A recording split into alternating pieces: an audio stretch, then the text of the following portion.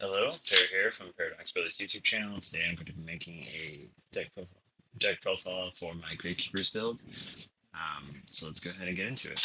So to begin with, obviously I'm going to play through Gravekeeper Spy. You probably already know this card, so I'm not going to really explain it. It's just a very good card. The only other Gravekeeper I'm playing in this particular build is Gravekeeper's Assailant. If you're not familiar with this one, when Necrovall is on the field and this monster attacks, declares an attack, you can change the battle position of one of your opponent's monsters.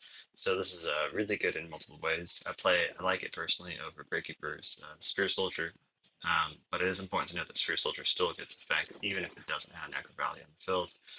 But when Necrovall is on the field, this does like just as much damage against goats, for example, because you can switch a goat to attack mode, run over it, do the same exact amount of damage, but it's also much more useful against other cards. Say for example, Jinzo in attack mode, some sort of strong warrior like Zambara in attack mode, Goblin attack force, etc. You get the point. Is it always useful? No, but when it is useful, it's very impactful in my opinion. But if you wanted to go a more defensive route, you could always play Gravekeeper's card as well, which is something that a lot of people do even in their Chaos decks. Moving on.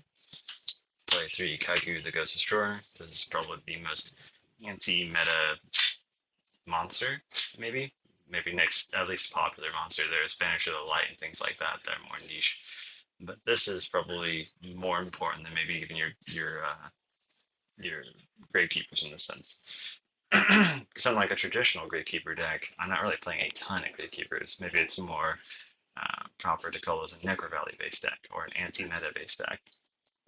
But because we only have 4 Gravekeepers in here, but these 3 right here, these 3 Kycoo, they're extremely useful. You want to keep it on the field, and what's really beneficial is making that dual layer of protection against Chaos, because you have him, and you also have Necrovall. So your opponent has to get through both, which means they're going to have to exhaust resources to get through both, and just totally change their game plan, which is exactly what the idea of a deck like this is to throw your opponent off their game plan. If they don't adapt quick enough before you beat them down, you win the game. And that's generally how you play this. Moving on. Play a small warrior package in here. So I play 2 DD Assailants and a DD Warrior Lady. DD Assailant is just a really, really good card, especially if you don't care about Chaos, which obviously we don't. And the idea of this deck as well, in addition to like Kycoo, removing monsters from the grave, keeping your opponents from utilizing monsters in the grave, etc., is keeping them out of the grave in general. And DD Warrior Lady and DD Assailant do just that. You're running into warriors, for example, you remove a few of their darks and lights from play, in most warrior builds at least, and that turns off chaos for a very long time, if not indefinitely. So we really just don't want them to hit the grave. So these monsters are here to prevent them from ever going to the grave. He's here to do 2 things: to remove them from the grave if Necrovall isn't on the field, which it won't always be on the field, and to prevent them from being used once they're in the grave if they do make it in there. Moving on here, play Ninja Grandmaster Sasuke for removing the spies, because Necrovall will make their spies even stronger. This is specifically just for getting rid of that and Spirit Reaper. So we want to be as aggressive as possible. And if you run into a very defensive deck that uses lots of Spirit Reapers and spies, we'll probably even siphon an additional one of these. Sasuke Samurai. This card's just in my opinion, a cooler looking artwork than Mystic Swordsman level 2, but exactly the same card as far as effect. Just the stats are a little bit different. Moving on. Tribe-Infecting Virus, just for removing monsters on the field, removes goats, removes spies, etc. Very good for an aggressive base deck. Exiled Force, pretty standard warrior. And then for the last 3 monsters, I play 3 Beserk Gorilla. I want to keep up the offense as much as possible while I'm debilitating my opponent's strategy. I want to attack as much as possible and just prevent them from getting back into the game as soon as possible. So those are the monsters I play.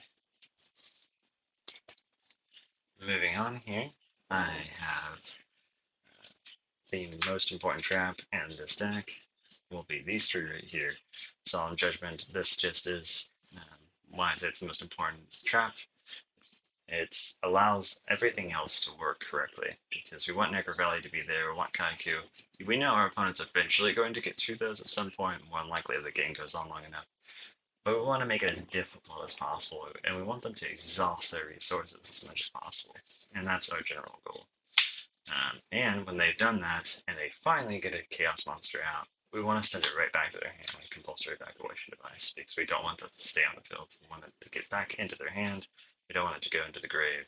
We want it back in their hands. And hopefully at that point in time, once they even manage to get one out, we can just send it right back to their hand and start them back over again.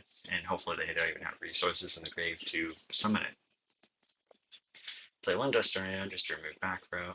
And then the last two traps are very standard traps right here. I'm not going to really explain those. Ring Destruction, Torrential Tribute, and then that's it for the traps. Moving on to the spell cards. Obviously, we play the 3 Necrovall. This card just prevents any card from being moved from the graveyard to anywhere else, essentially. It's been errated many, many times, so you can go look those up. Just make sure you understand the one for Goat and understand what it can and cannot prevent. Obviously, it prevents Magician of Faith, Mask of Darkness, Chaos Monsters. Even prevents Kycoo from using his effect as far as his first one. So yeah, very, very powerful spell card.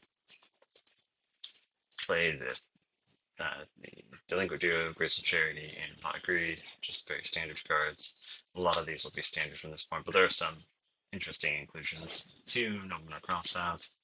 I also play 2 Smashing Ground, because once spies hit their field, because they will, it's a really popular card, and it will be on the field at some point, and matches for sure. This helps you get rid of it.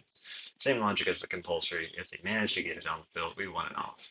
We don't want to have to, we want to go 1 for 1, because hopefully in a 1 for 1 situation, just given the way this deck should run, will be an advantage. That's the idea. 1 Mind Control, just to get rid of the Chaos Monsters. If they summon them, if they do manage to summon them, make them banish themselves.